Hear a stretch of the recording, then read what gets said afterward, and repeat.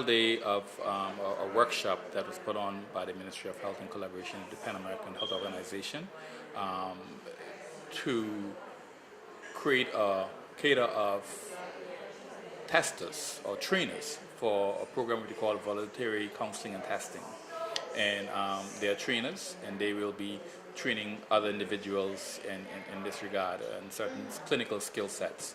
So today is the final day of that program, and hopefully they ended with an exam, and hopefully all of them would have passed the exam. And I will be giving out some certificates to those persons who were successful in the course. The training is being conducted with the use of the Chapargo curriculum, which is associated with the Johns Hopkins University. The second phase of that curriculum has now been completed, and today certificates were handed out to the new trainers. Aldora Robinson, AIDS coordinator, stated that these new trainers will be very beneficial to the AIDS program. Well, they would benefit the community in two ways.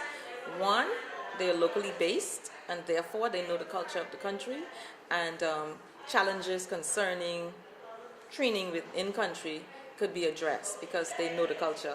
And then secondly, we have a cost reduction, so it's cost effective. So there are 13 new trainers, and we are well on our way to building our capacity and also making it sustainable at the same time. The third phase of training will take place in October. News 4 spoke to the master facilitator, Bernadette Saunders, a professional who is trained in the Chapargo curriculum in both the Caribbean and the United States, who told us about the third phase of training that will be taking place. A couple of weeks later, they come into the classroom and they are lectured and provided with clinical skills, in the form of lectures and demonstrations and practice.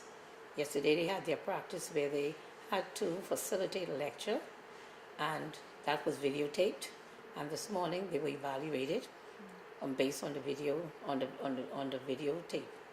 They saw themselves in action, they saw their deficits, they saw their strengths, and they were provided with a written hard copy of their strengths and weaknesses that they need to work on between now and when they put on their course. They expected to plan and execute a course, and that course will be the voluntary counseling and testing course, which is scheduled for sometime in October. After the certificates were handed out, there was a closing ceremony in which the participants expressed their gratitude to their trainers for assisting them in gaining a new set of skills. Dr. Ewing congratulated the participants in their success. However, it's indeed a pleasure to see you all here, all smiling and happy at the end of a long and tiresome week.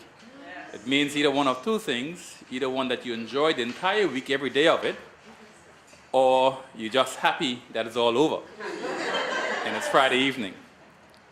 I'm sure the lessons that were taught were well absorbed, and the skills that you learned, I'm sure you will put it all to good use. This is a clinical skills training course, and it's not only you learning the information for yourself, but you also demonstrating that you can impart the knowledge to others. And I'm sure that you will do just that in time to come.